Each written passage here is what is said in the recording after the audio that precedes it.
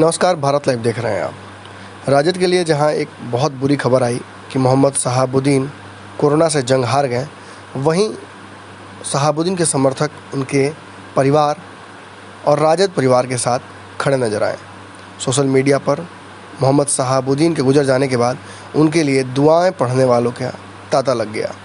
जहां एक तरफ कुछ लोग मोहम्मद शहाबुद्दीन को उनके पास से जोड़कर जो धाराएं उन पर लगी थी दंड विद्या की, उनके आधार पर उन्हें जज कर रहे थे, वहीं एक बड़ा हिस्सा ये ऐसा भी था जो उनके द्वारा की गई अच्छी चीज़ों के लिए उन्हें याद कर रहा था। निश्चित तौर पर सोशल मीडिया पर दो तरह के लोग हैं। जहां एक तरफ लोगों को लगता है कि शहाबुद्दीन एक अच्छे इंसान थे, एक अच्छे नेता थे और अपने क्षेत्र के लिए बहुत कुछ करने वाले सांसद थे।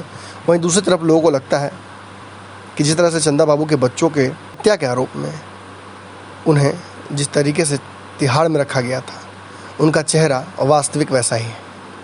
वहीं सोशल मीडिया पर कई लोग उन्हें अन्य अन्य तरीक़ों से याद कर रहे हैं।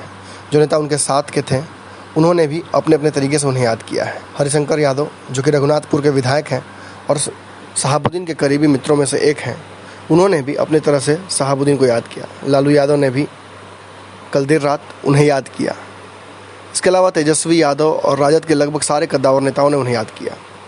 मगर सभी की निगाहें असदुद्दीन ओवैसी के ट्विटर पर अटकी हुई थी। आखिर वो क्या लिखते हैं? दरअसल ये सब कुछ इसलिए था क्योंकि असदुद्दीन ओवैसी और शहाबुद्दीन की पुरानी दोस्ती रही है। एक बार का वाक़या है कि असदुद्दीन ओवैसी 2004 में जब पहली बार लोकसभा पहुंचे थे, तो 31 जुलाई 2006 को बीजेपी नेता ने उन्हें जंगली जानवर लफ्ज़ का इस्तेमाल करते हुए भाषण दिया।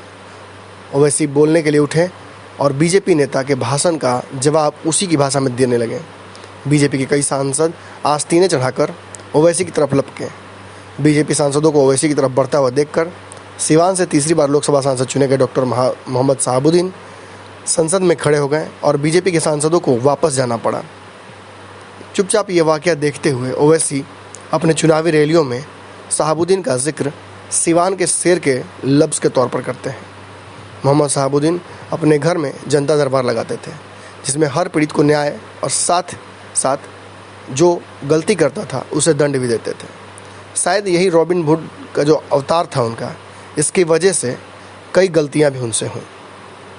लेकिन बड़ी बात कहीं ना कहीं ये है कि बिहार में उनके पुत्र लगातार इस बात का आवाज़ उठा रहे हैं कि उनके पिता को सियासी साजिश के तहत मार दिया गया है। वहीं भाजपा के एमएलसी टूना पांडे, जो कि सिवान से ही आते हैं, उन्होंने भी ऐसा ही कुछ कहा है। कहीं ना कहीं एक बड़ा वर्ग है जो शहाबुद्दीन को इस तरह से गुजर जाने से काफ़ी खफा है और वो सरकार पर आरोप लगा रहा है कि वो कहीं ना कहीं शहाबुद्दीन को बचाने की कोशिश नहीं कर पाए। वहीं असदुद्दीन ओवैसी ने भी देर रात ट्विटर पर ट्वीट करके लगभग 12:30 बजे शहाबुद्दीन को श्रद्धांजलि दी। उन्होंने लिखा, शेरे सिवान शहाबुद्दीन साहब के इंतकाल की खबर सुनकर बहुत अफसोस हुआ। हम अल्लाह से उनकी मगफिरात की दुआ करते हैं। अल्लाह उनके पसमादगान को सब्र ए ज़मील अता फरमाए। ये लिखने के बाद कई लोगों ने ओवैसी को नीचे धन्यवाद लिखा है। सिवान के कई युवक जो कि ओवैसी को फॉलो करते हैं, उन्होंने ये भी लिखा कि आपने काफ़ी देर कर दी। लेकिन इन सब का जवाब उन्होंने नहीं दिया। कहीं ना कहीं ओवैसी आज भी शहाबुद्दीन को उसी तरीके से याद करना चाहते हैं जिस तरीके से 2006 में उन्होंने रैलियों के दौरान किया था।